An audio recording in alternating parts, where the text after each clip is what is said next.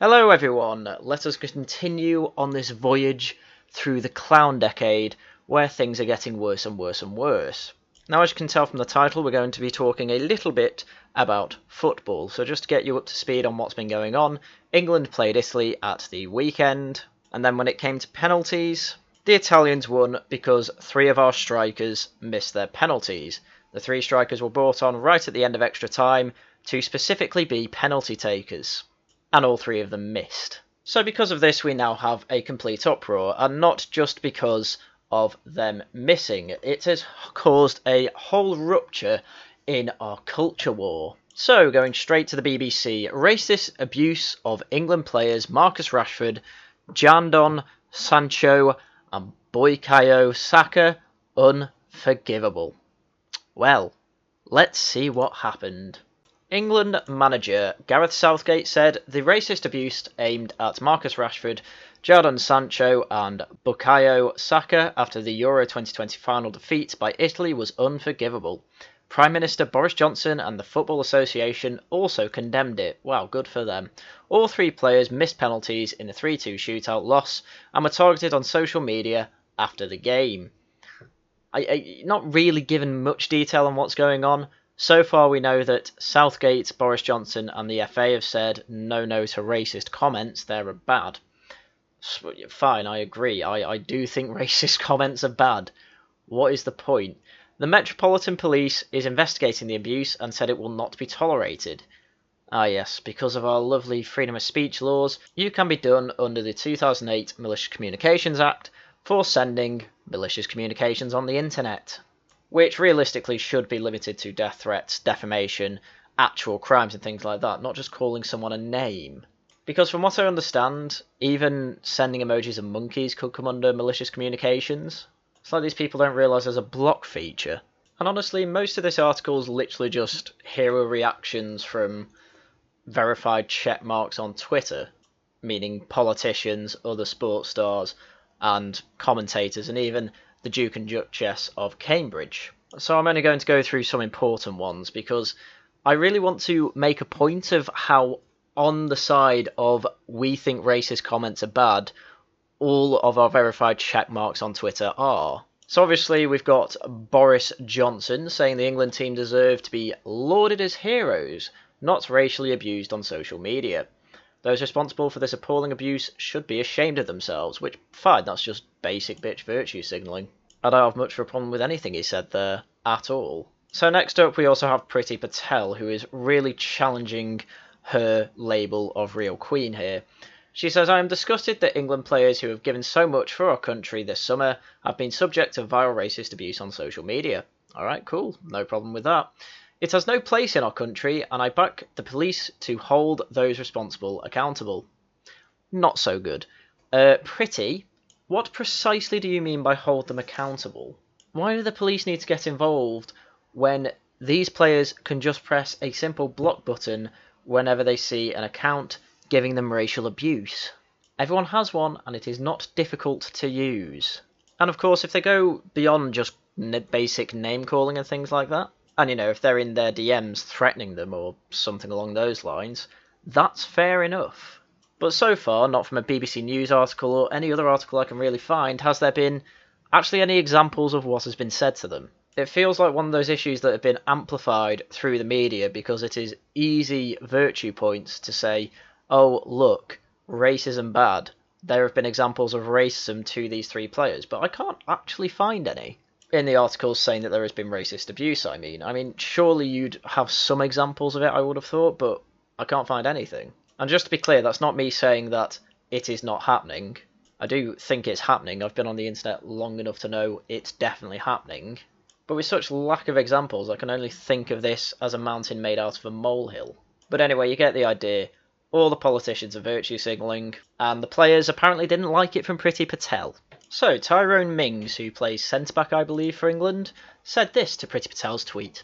You don't get to stoke the fire at the beginning of the tournament by labelling our anti-racism message as gesture politics and then pretend to be disgusted when the very thing we're campaigning against happens.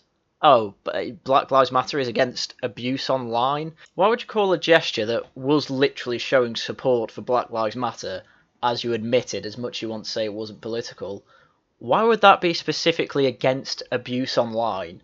That's not what it was against. But I know this is going to be hard for people to believe, but it is possible to be against and be disgusted by racist abuse online, as I am if I actually saw any examples in the newspapers, while at the same time pointing out that kneeling is direct support and fealty to the Black Lives Matter movement, which is expressly political and expressly Marxist. It's not a difficult concept to understand, but this is how good I suppose the leftists come at language games and even gesture games. But on the subject of examples of racial abuse, the only actual big news example that we got of any sort of abuse was the fact that a mural for Marcus Rashford in Withington, Greater Manchester, was vandalised by unknown assailants. As you can see on screen now, here is a picture, the only one I could find that was uncensored, of the mural. And it's very hard to see, but from left to right it says fuck, then it says fuck Sancho, who was another penalty taker, and then it says shite in, and then something that I can't really read, but it begins with an A, and I've got to say I don't see a single word beginning with N here, and then underneath that it says bastard. So I have no idea what is going on, it's just mindless squawkings of a madman. But obviously this was all over the news and people were disgusted at the abuse Marcus Rashford was getting from this. And within a day, as you can see, it's been wall-to-wall love for the guy. I mean, honestly, people that say that England is a racist country or anything like that, no, it's the opposite. We are pathologically anti-racist. And things like this, if it was just sticking love hearts on a mural, I'd be fine with that. But it goes way beyond that, as we'll get into. And amazingly, something that I hoped would never have happened in my life, GB News has to be my example for the worst reaction to what has gone on. Yes, to all the people who remember my video from a month ago saying, hey, let's just give it a go, it might be really good. Yeah, I'll eat my own hat, don't you worry. So, what could be so bad about it, I hear you ask? Well, let's take a look at this clip.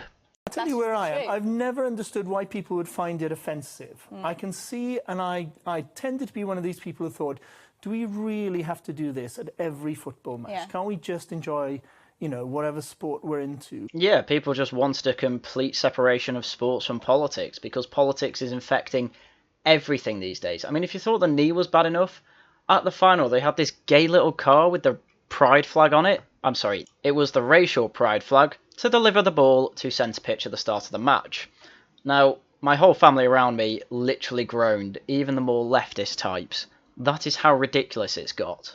But having seen over the last few days just how close to the surface, just how deep-rooted, just how hideously ugly racism among some English football fans is, I totally get it why this squad throughout thought we have to say, day in, day out, every time we get on the field, that racism is not on. Well, then why the hell are they only complaining about it after the final? This was never an issue throughout the Euros until after the final. So don't give me that bullshit. This was never about online abuse. That is never and has never been the justification for taking the knee. It was always for quote-unquote racial justice, and they never ever brought up online abuse as one of the reasons for that. So don't give me that. And I actually, with the benefit of hindsight, I may have underestimated how close to the surface the racism still was. It's morons online. You can block them. I mean, honestly, this was the front page of The Sun today. You're telling me that it's deep-rooted racism? No, we have deep-rooted pathological anti-racism in this country. We are calling these people kings after missing penalties just because they got some anonymous abuse on Twitter, some of it racial in nature. Because for some reason, a lot of people in the media and elsewhere in this country feel so bad about it, when they have had nothing to do with the abuse. I actually now get it, and so much so that I think, you know, we should all take the knee. In fact, why not take the knee now and just say it's a gesture, but it's an important gesture? How bad is it when you've got a black co-presenter on with you who is literally cringing at you trying to be a white knight for her race?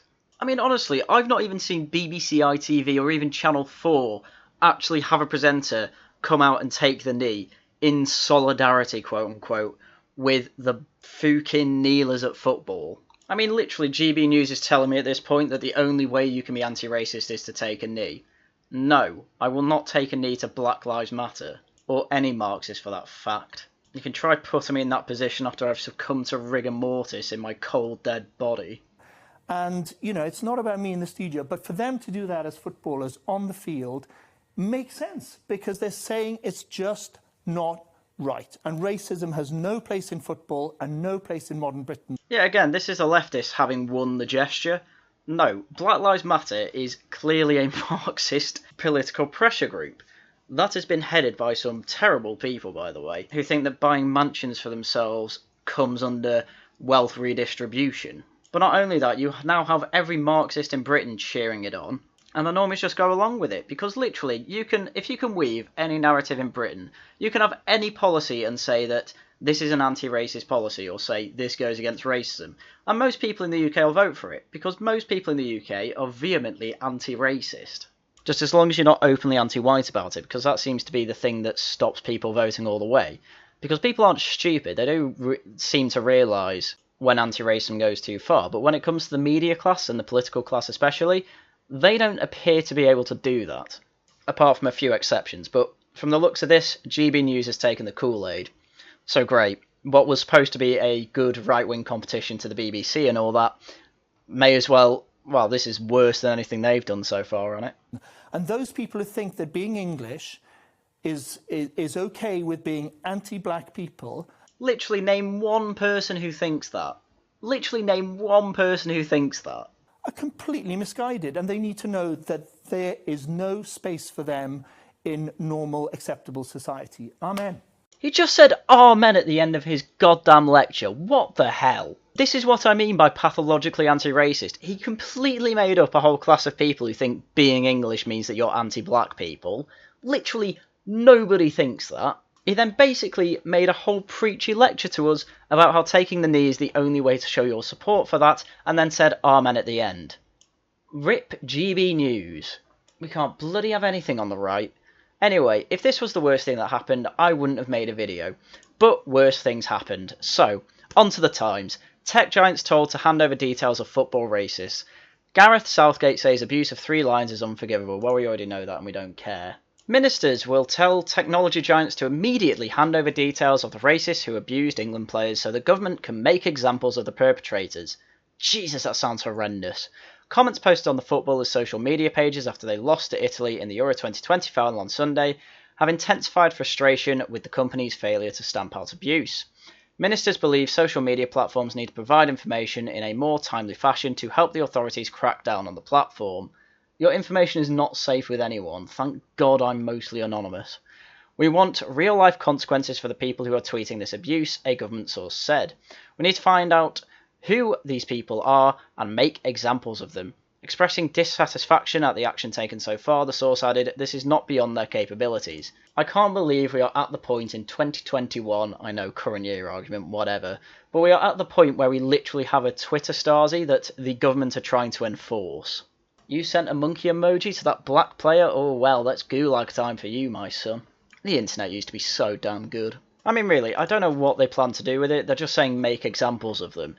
They could just be doing this for PR, to be honest. Which, to be honest, is just as scary, because if they're just doing this for PR, then Labour or any other left-wing party that gets in power will go further than that. And to be honest, this looks very little more than a PR stunt from the government, because this article gives no extra information on what's actually going to happen to these people. It just goes into all the crap that all the virtue signallers have been saying all day. So I don't care, I'm just going to move on. Because it appears that the public really do hate how the online community goes these days. I am a personal fan of anonymity. I think it lets people be more honest with their opinions and lets me get a better gauge on how basically extremists actually think. Whereas normie's just normie, who cares? But apparently Katie Price, who is probably the world's leading Botox survivor, tweeted this out saying, wow, look how many of you have signed my Tracker Troll petition. Thank you all so much. And her petition is to make verified ID a requirement for opening a social media account. They want to make it a legal requirement when opening a new social media account to provide a verified form of ID. Where the account belongs to a person under the age of 18, verify the account with the ID of a parent or guardian to prevent anonymous harmful activity, providing traceability if an offence occurs. Signed by over 300,000 people at this point. So that's going to be debated in Parliament. I mean, again, there's probably a block bar out there that blocks every anonymous account. I mean, what else do we need, Katie? Do we need to show our actual face? And what do you mean traceable? You want our name and addresses in your little book? So that if someone tweets at you thinking you're a terrible mother or something, you can go and have them arrested for malicious communications. This is the powerful literally abusing their power at this point. Literally the I'm famous and everyone knows who I am, therefore I should know who you are. No, you don't get that entitlement. I'm not having that. And it could also stop whistleblowers. Edward Snowden probably wouldn't have to hide for his life if he could remain anonymous. We can literally find out crimes through anonymous accounts. And yet you don't like some mean tweets online by faceless people, therefore you need to know who they are. No, not having it. This shouldn't be taken seriously. And I know GB News seemed bad before, but apparently it gets even worse, because Dan Wooten says anonymous postings on social media should not be allowed. God, I'd love to see what he has to say about this. So he starts the article with this, saying, "It's so shocking to me how quickly the craven England-hating Liberal left used last night's defeat to round on the country as a whole. I absolutely deplore all forms of violence and racism." Well, that's good. Well done. That is a really strong position to take. But I didn't see the Liberal left actually saying England is a racist country because of this. I actually didn't see that anywhere. The worst I saw was them attacking politicians because they didn't agree with the knee taking. That's a bit different if you ask me. Those responsible for both disgusting actions should be dealt with the full force of the law. Racism is now illegal according to Dan Wooten. When the hell did that... Oh yeah, the Equality Act. But we must now allow this tiny number of folk to overshadow what has been a magnificently unifying Euros tournament, largely thanks to Gareth Southgate's young Three Lions squad, who brought respect back to the football in England. Sadly, that's immediately what some division-stoking celebs chose to do. So he then basically goes into examples of people saying the whole of England is racist because of these few anonymous accounts. Okay, fair enough, yes, they are wrong. And he also points out that some of the people they are claiming to be racist were, of course, strongly against this racist abuse online. As I am too, but I'm not making a whole song and dance about it. It's not that difficult to be against it. But then he comes up with this as his conclusion. However, what I find so shocking is that the guilty parties who always get off scot-free are the social media giants like Twitter and Instagram who allow this racist abuse to be posted unchecked. They don't. People have been banned for it. People are still getting banned for it. They said they banned 1,000 people in one night for it. So it's not going unchecked. So then he says it's time these US companies are held accountable for the damage they cause society. Anonymous posting on social media should not be allowed. Okay, that is completely different. If you want to say something to Marcus Rashford, Harry Kane or any other public figure, you do it online using your full name and picture. No. No, thank you. What is the need for that? Please give me a good reason. Again, it's this weird celebrity entitlement of, oh, my name and picture out there, why aren't yours? You know you can ignore these things, right, Dan? They have a block feature. How many times do I have to tell you this? And I really wish this was the worst thing I have to talk about today, but unfortunately it's not. Cue Mike Graham, the brave man who is willing to talk about anything. The right-wing shock jock who is willing to say the things no one else is willing to say. Please, take it away, Mike. And I've got a plan. The time has come to not only find these people, not only to prosecute them for their lawless behaviour. Prosecute them for their lawless behaviour? What the hell does that mean? But obviously he's talking about the anonymous people who are racially abusing the footballers, which, yes, I'm going to have to say it again. I don't think they should be doing it. I don't think they should be punished by law for doing it, though. Block buttons and the companies banning their accounts. These things are already happening. Wanting to then bring the law on them, it's just ridiculous. It's completely authoritarian. It's completely needless. You're not going to change their mind by giving them a fine for saying the N-word online. But also, basically, to excommunicate them from our society. So forget about locking them up, forget about throwing away the key, forget about banning them from football stadiums, right? I've got a better idea. Instead... Forget about locking them up and throwing away the key. I don't think you can get much worse than that, Mike. That implies a literal life sentence for these people for saying mean things online. Mike, honestly, you can try and come across as anti-racist as you like, and you can go much further than the left are actually planning to go on in this issue. But they're still got to call you racist when you point out illegal immigrants are crossing the border. Let's make it impossible for them to actually have a life. No bank account, no ability to travel, no passport, no benefits, nothing. No bank account or ability to travel? What the fuck?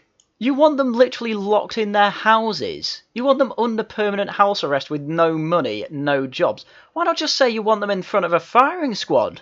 Mike, what the hell is wrong with you? I don't even advocate for this for Marxists. Yet posting a racially charged mean tweet online means you essentially deserve to die? This is pathological. And this is from a right-wing shock jock in the UK. Have a lie down, man. What the hell? This is not a good look. Forget kick it out. Let's kick them out. We don't need them. Britain doesn't need them. Adios, amigos. And you don't like it because I've said that in Spanish. Jesus Christ, this whole thing was about anti-black racism, and it's like, oh, I just said something in Spanish. Spanish people aren't black, Mike. And also, Spain is a #1 holiday destination for England. These people literally make up enemies here. We have absolutely no stats on how many people were racially abusing them on Twitter anonymously. There has been none of that. This is what I mean, it's a mountain out of a molehill. All the players came out and said they had overwhelming support after the game ended, because not many people are going to bother going to Marcus Rashford or any of the others' Twitter accounts to abuse them. Not many people. Yes, it's happening, but it's not many. And for some reason, they can't block them, but everyone wants to virtue signal so hard that now we have Mike, right-wing shock jock Graham, saying that these people need to die. What is wrong with you all? There are much worse things going on in the world than bloody Marcus Rashford having his mural in Greater Manchester spray painted with naughty words. South Africa is literally on the brink of a civil war. There has been countless videos of mass looting and shops being set on fire there. That is much, much worse than what is going on here. And yet there's barely any coverage of that. All we get the whole time is, oh, a few footballers had a few racist tweets sent at them. Oh my god, now we need to kill them all. End online anonymity, which to be fair, I can't see that ever ending. That will literally kill Twitter. And then anyone who is caught posting these things needs to have the full force of the law brought down on them. Which, in Count Dankula's case, apparently will have been about £800 fine. Which he couldn't actually protest, it was just taken out of his account by the government. Absolutely crazy. And the worst thing is, this is the start of Clown Decade. Things are only going to get worse. Anyway, I think that's a big enough black pill for today. I guess soon you'll be finding out my real name and address, because all these people hate anonymity. Please, no docs, Mr. Johnson. But anyway, as I said, that's all I've got time for you today. So, as usual, thank you very much for watching, and until next time, goodbye.